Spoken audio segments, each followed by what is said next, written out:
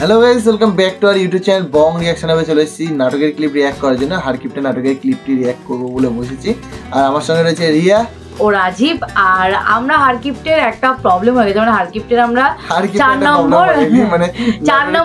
নম্বর এপিসোডটাকে gap দিয়ে 104 নম্বর এপিসোডটাকে gap দিয়ে আমরা 105 শুরু করি, মানে লাস্ট এপিসোড শুরু করে দিয়েছি। হ্যাঁ, আগের দিন আমরা বলেছিলাম যে একটা জাম্প কাট মতন হলো, কিন্তু বুঝতে পারলাম না যে শিবানী মারা গেছে। আমরা শুনেছি, বাট কি করে মারা গেল, কেন মারা গেল, এর মধ্যে আরো অনেক কিছু মিস করেছি। তো ওগুলো মিস করে গেছি। তো তোমরা অনেকে কমেন্ট করেছো যে সিজন 4টা আছে, হয়তো তোমরা কোনোভাবে খুঁজে পাওনি বা কোনোভাবে কাট হয়ে গেছে, তো তোমরা একবার খুঁজে দেখতে পারো। তো আমরা ফাইনালি খুঁজে পেয়েছি, তো আমরা সিজন 4টা কমপ্লিট করব। তারপরে বাদবাকি জায়গায় আমরা দেখেছিলাম সিজন 4টা দেখালো, মানে নিউ এপিসোড সিজন 4 এরকম, তারপরে একটু করে দেখে শেষ হয়ে গেল। তো আমরা জীবনে ওটা ওইভাবে জাম্প করেছে, বাট পরে খুঁজে পেয়েছি, তো ওটা আগে দেখছি, কন্টিনিউ করব সিজন 4টা।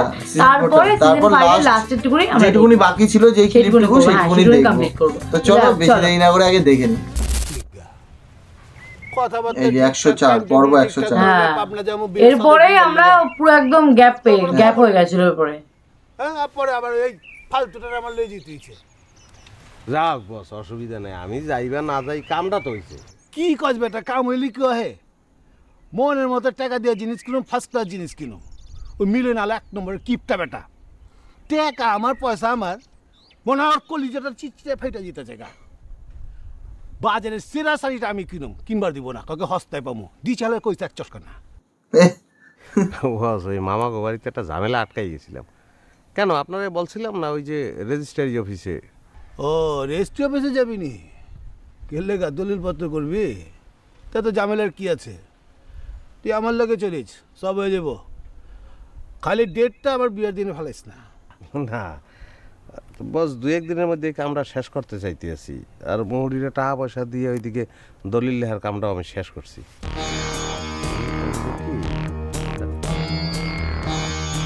আচ্ছা, মতলবটা বলছে। আমরা তো দেখেই যে নিজের নামে বাড়ি লিখে নিয়েছে, বাট ওটাই বলছি, আদৌ কি হয়েছে সেটা তো দেখতে বুঝতে হবে। কি জন্য লিখিয়েছে, কি সেটা আমরা জানতে পারি, সেটা জানি না। জাল তো ভালোই বিছাইছস, কোনো চিন্তা নেই, সব হয়ে যাবো গা। অঞ্চল আমার বিয়ের সদেপাতি দেখবি, চল। বস বাদ দেন, আমি কয়টা দিন হারাদন মামার বাড়ি না যাই, শিবানী দেখলেই তো রাগ হয়। আচ্ছা আচ্ছা আচ্ছা, সবসময় পিছলে যাবার চাও না?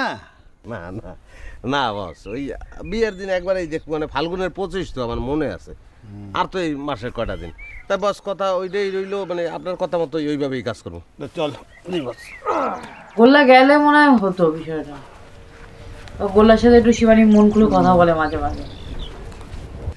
আমার তুমি কোনো কথা কইছো না কিসের জন্য? এবার কি হলো? আমি কি কব?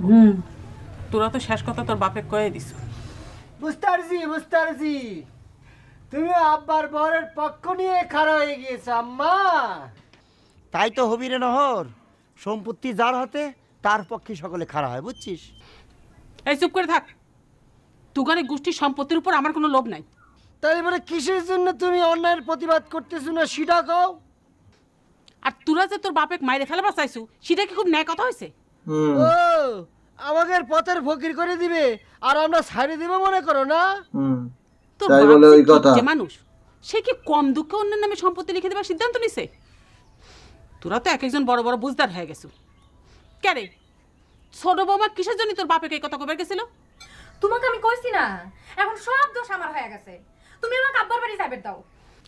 কথায় কথায় তুই কি কথা কইছ রেশমা? খুব একেবারে বাপের বাড়িওয়ালা হয়ে গেছু না? এই তোর সাথে কেন কত কবের গেছে, তুই কত ধরতেছু কে? বাবা দেখো না তোর বউ চুমকির সাথে কিরকম বেয়াদবি করতেছে। বিয়ের আগে কিরমায় মিশতো, এই বুদ্ধি ওই বুদ্ধি দিয়ে বেড়াতো।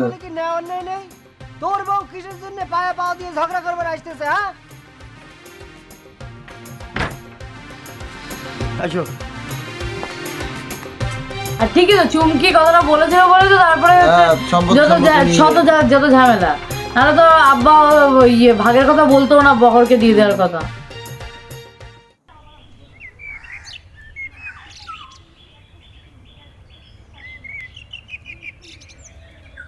বা আলতা পরানোর সিস্টেমটা ভালো লাগলো তো।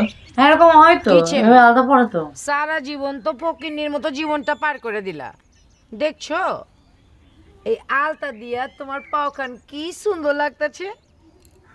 জীবনে কোনোদিন দেখছো আলতা দেওয়া এরকম সুন্দর দুইখান পাও? দেখেছি, বিয়ের চাইতে সুন্দর দুইখান পাও দেখেছি। আমার মা এক যখন শীতে তুলে দিছিল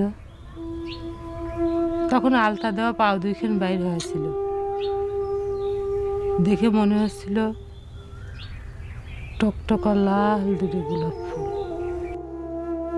শুনছি তোমার দাদার মুখে, শুনছি আমার শাশুড়ি নাকি অনেক সুন্দর ছিল।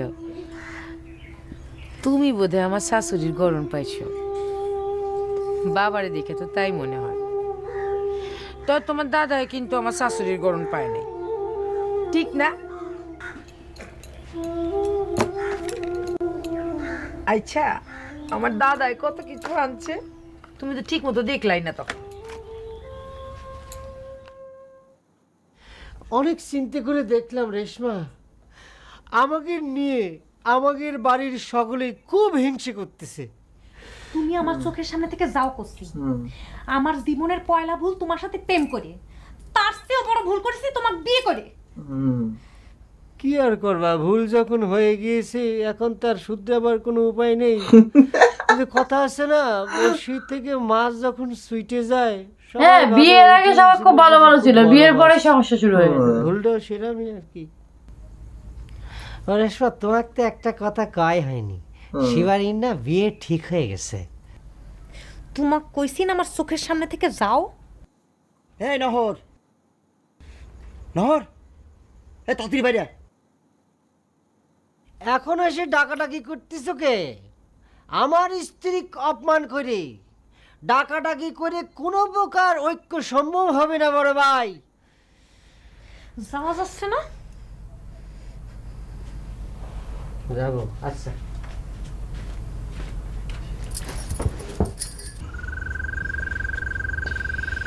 রেশমা কোলে বইলে আসলাম আর কি। ডাকতেছো কে? বহরের আব্বা ঘরে নাই। মোরগ, তুই তো পাইছো খালি এক পেশাল। ওদিকে যে কাম ফাইনাল হয়ে যাচ্ছে, আব্বা যে গোপনে কাম সেরে ফেলিতেছে। করছিস কি? হ্যাঁ, গোল্লা কোনে? তা তো করবেন না। আচ্ছা চল, আমরা একটু খোঁজ খবর নিয়ে দিই। আচ্ছা, আম্মা কি জানিস সব কিছু? সেটা তো করবেন না।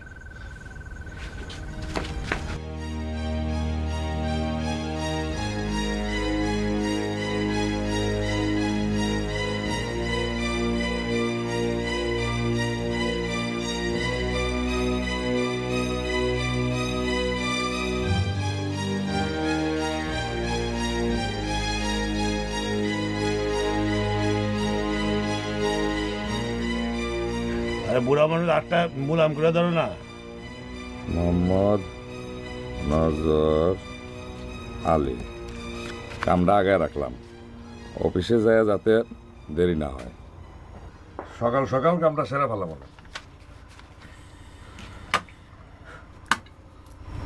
বাবা রে, তুই যেন আবার বেইমানি করিস নে। তোর তুই ভাই তো আমাকে মারিয়েই ফেলাবার স্যার। আব্বা, আপনি এটা কি করছেন? আপনার জীবন আর সম্পত্তি রক্ষা করার জন্য রাতের অন্ধকারে গোল্লা কামটা সেরে ফেলেছে। আব্বা সালাম করব। কুইতে খাইছি। না মামা, আপনি কোনো টেনশন করবেন না। কি বলেন আপনি? আমি বাইসে থাকতে বহর আপনার লগে বেইমানি করবে, এটা সম্ভব? কি বলেন? না বে গোল্লা, অত ঝামেলায় যাইস না।